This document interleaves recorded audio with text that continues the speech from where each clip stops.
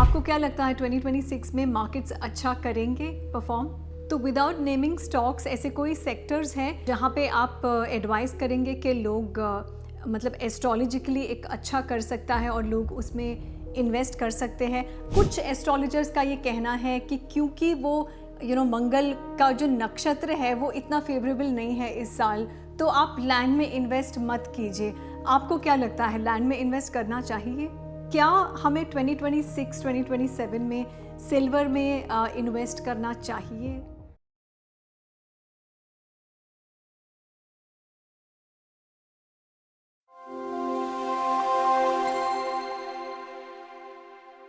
नमस्ते, मैं हूँ प्रीतिका राव। स्वागत है आपका उस चैनल पे जिसने एस्ट्रोलॉजी पॉडकास्ट को इंडिया में ट्रेंड किया और ऑफ कोर्स सोशल मीडिया पे भी ट्रेंड किया। इस चैनल को नवभारत ग्रुप की तरफ से बेस्ट एस्ट्रोलॉजी पॉडकास्ट का अवार्ड भी मिल चुका है। So you can subscribe to this channel because we also trended war predictions and political predictions through astrology. स्वागत है आपका इस चैनल में फिर से शर्मिष्ठा जी। Thank you very much, Pritika ji. Namaste to your viewers. सो मोदी जी ने कहा था कि इन नेशनल इंटरेस्ट आप गोल्ड में इन्वेस्ट मत कीजिए, 2026 में पूरे साल गोल्ड में इन्वेस्ट मत कीजिए। इन नेशनल इंटरेस्ट चलो मान लिया कि हम गोल्ड में इन्वेस्ट नहीं करेंगे, but what about silver? Because silver में एक बहुत ही सडन हमने छलांग देखी थी। It was I think in September 2025 it was about 1,50,000 एक केजी सिल्वर के लिए, और फिर अचानक कुछ महीनों पहले I think in February suddenly हमें एक स्पाइक दिखा जहाँ पे वो unrealistically silver was almost touching 4,35,000 for 1 kg।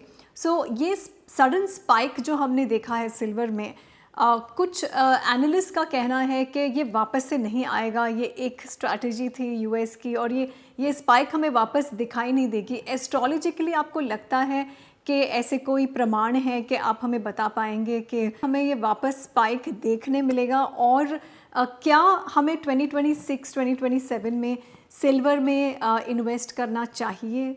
On a serious note, अगर मैं चांदी के बारे में बोलूँ, चांदी अगला साल मुझे लगता है ज़्यादा बेटर करेगा। चांदी का जो ग्रोथ है इस साल के एंडिंग में भी आएगी। अभी तो मेरे ख्याल से ड्यूटी व्यूटी थोड़ा सा इसमें भी बढ़ाया तो थोड़ा थोड़ा बढ़ रहा है, बट अगले साल मैं सोचती हूँ कि चांदी ज़्यादा अच्छा करेगा, थोड़ा और लॉन्ग टर्म में। इंस्टेंटली इनिशियली बढ़ेगा पर उतना नहीं। See last year it was like 200% growth, 237% growth, ऐसा कुछ ग्रोथ था वो, तो वैसा मुझे नहीं दिखता है उतना ग्रोथ। सो ग्रोथ होगा, ओवरवेलमिंग ग्रोथ नहीं दिखता है, वो अगले साल थोड़ा आ सकता है। तो धीरे धीरे, पहले जो एक झटके में हुआ था वो नहीं है, अभी धीरे धीरे ग्रोथ होके और थोड़ा आगे तक पहुंचेगा।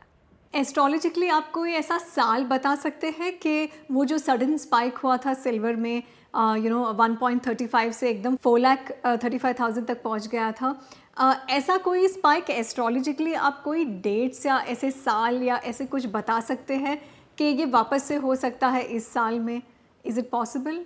सी एस्ट्रोलॉजिकली कोई एस्ट्रोलॉजर आपको प्राइसिंग नहीं बता सकता, टाइमिंग बता पाता है। एस्ट्रोलॉजर टाइमिंग बता पाता है, यहाँ आगे बढ़ेगा, यहाँ घटेगा, यहाँ ऐसा हो जाएगा, स्लो हो जाएगा। उसका प्राइसिंग क्या होगा, किस लेवल पे पहुँचेगा, वो स्टॉक मार्केट भी बोलिए, निफ्टी किस लेवल पे पहुँचेगा वो मुझे नहीं पता। मैं इतना बता सकती हूँ यहाँ वहाँ पॉजिटिव होगा कि यहाँ नेगेटिव होगा। So that's the main thing.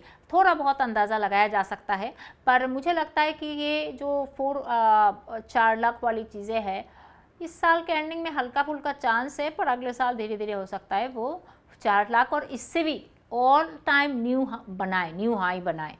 तो आप स्टॉक मार्केट प्रेडिक्शंस भी करते हैं, आपको क्या लगता है 2026 में मार्केट्स अच्छा करेंगे perform? See market is going to do well, but अभी 5-6 महीना, ये जो शुरुआत के 5-6 महीना अच्छा नहीं है, उसके बाद स्लोली मार्केट रिकवर करेगा और उसके बाद बुल रन शुरू होगा। पहले तो रिकवर करना पड़ेगा।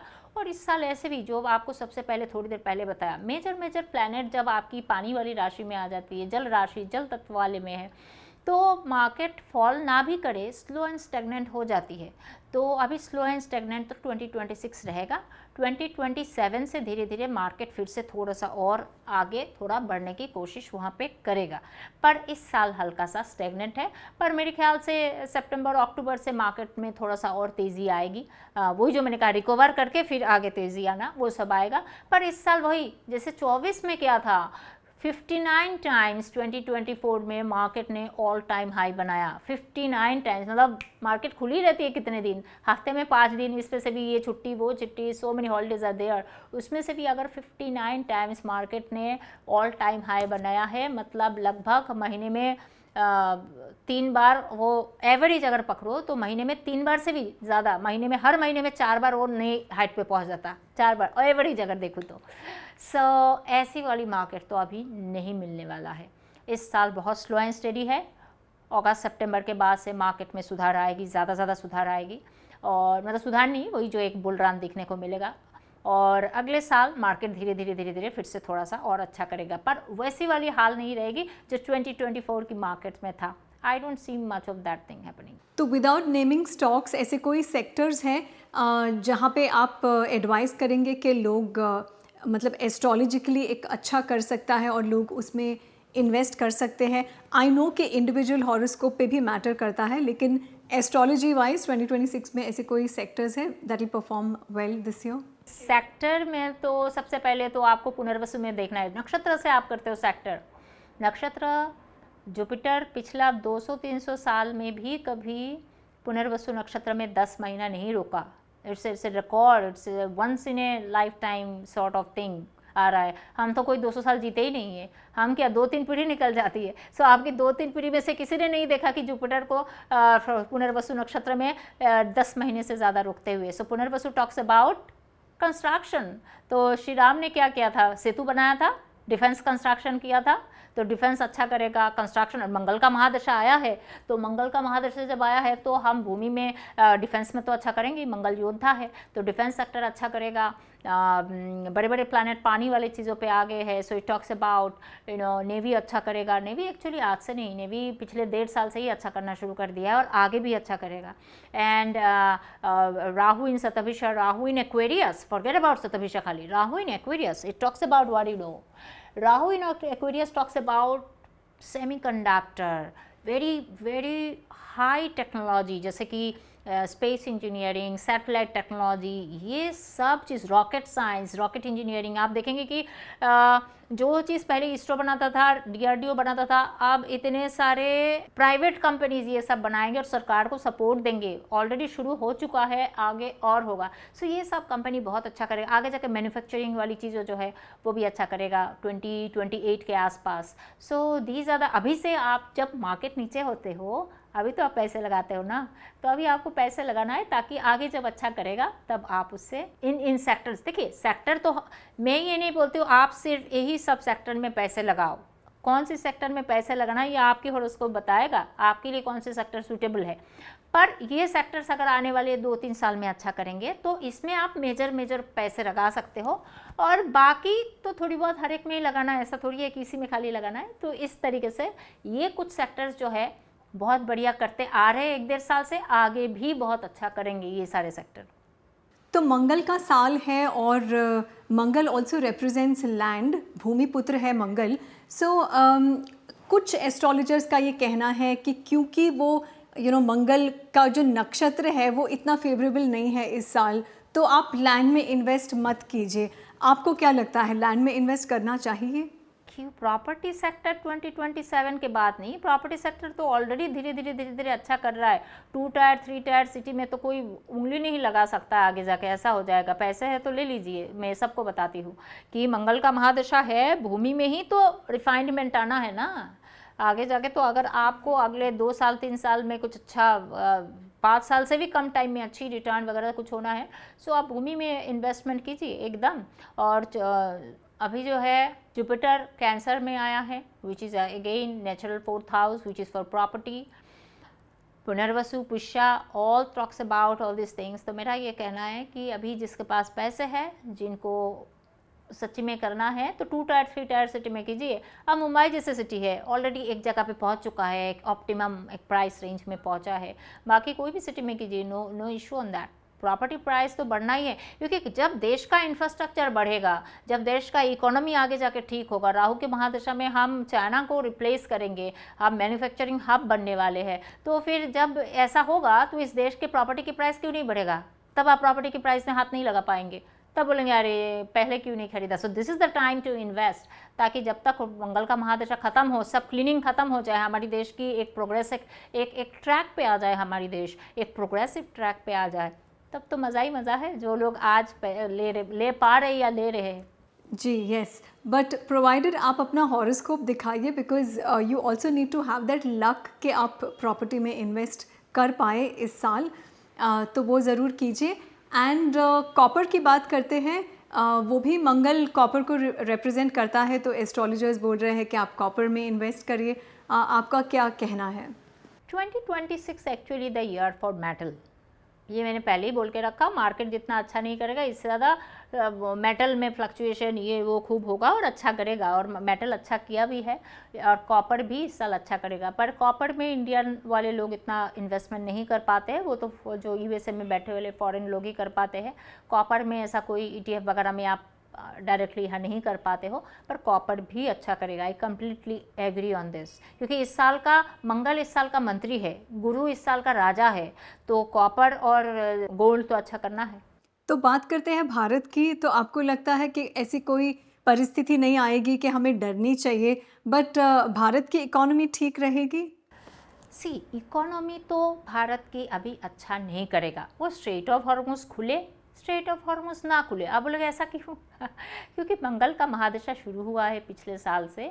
हमारी मंगल जो है भारत की कुंडली में 2nd हाउस में बैठा हुआ है, वो 12th हाउस खर्चे का घर का मालिक है, आर्द्रा नक्षत्र में बैठा हुआ है। आर्द्रा नक्षत्र जो है वो एकदम अनस्टेबल नक्षत्र है। आर्द्रा नक्षत्र में है चंद्रमा पाकिस्तान का। पाकिस्तान कितना अनस्टेबल देश है, डेली यहाँ बम फूटता है, वहाँ बम फूटता है, एक पार्टी एक सरकार उनका स्टेबल रह नहीं पाता है, हर 2 दिन में कू हो जाता है, 1-1.5 साल से ज़्यादा कोई सरकार नहीं टिक पाता है उनका, तो कितना अनस्टेबल है। तो यही मंगल योद्धा है, फायरी है, ऊपर से बैठ गया है आर्द्रा नक्षत्र में। आर्द्रा नक्षत्र का मालिक है रुद्र अवतार। आर्द्रा नक्षत्र का जो दीति है कौन है? रुद्र।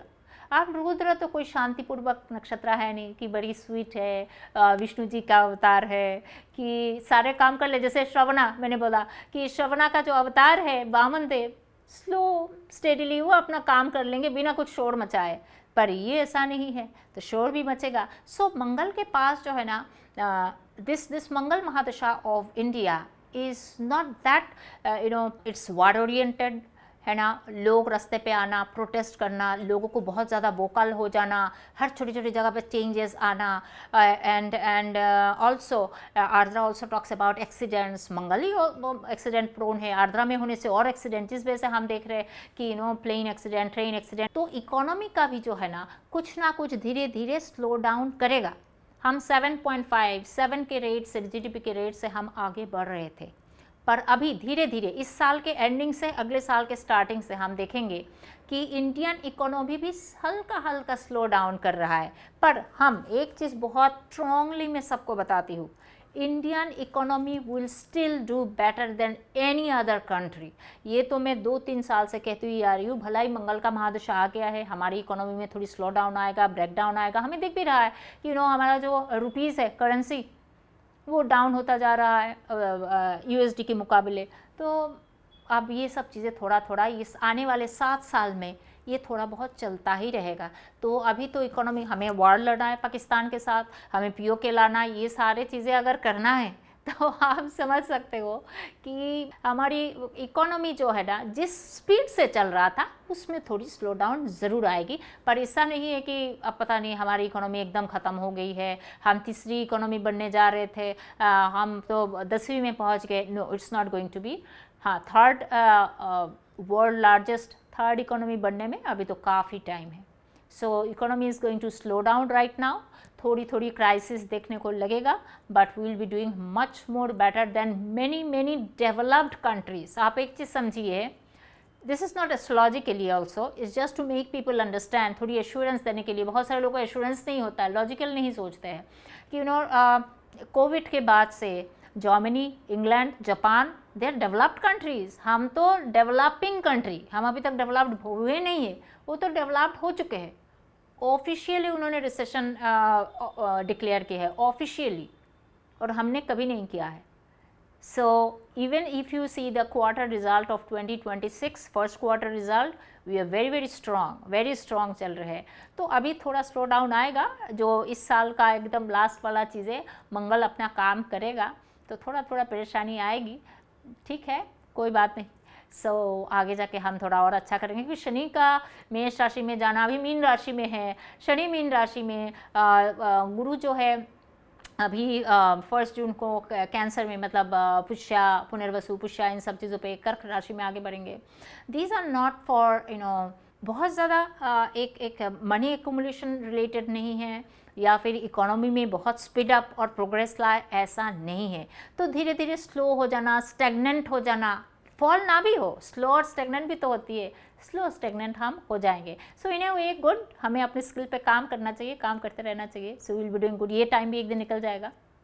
धन्यवाद शर्मिष्ठा जी आपके कीमती समय के लिए। एंड जैसे मैंने पहले कहा, इस चैनल ने एस्ट्रोलॉजी पॉडकास्ट को इंडिया में और सोशल मीडिया पर ट्रेंड किया है। पॉलिटिकल एनालिसिस थ्रू एस्ट्रोलॉजी, ये भी वॉर प्रेडिक्शंस थ्रू एस्ट्रोलॉजी, ये सारे सब्जेक्ट्स इस चैनल ने ट्रेंड किया है सोशल मीडिया पर। So if you like such topics, please subscribe to this channel, because I make sure कि मैं सिर्फ और सिर्फ जेन्युइन और ऑथेंटिक एस्ट्रोलॉजर्स को और एस्ट्रोलॉजी के गुरुओं को मैं इंटरव्यू करती हूँ, to bring forward the most authentic knowledge in astrology. So you can subscribe to my channel and also leave your comments for us.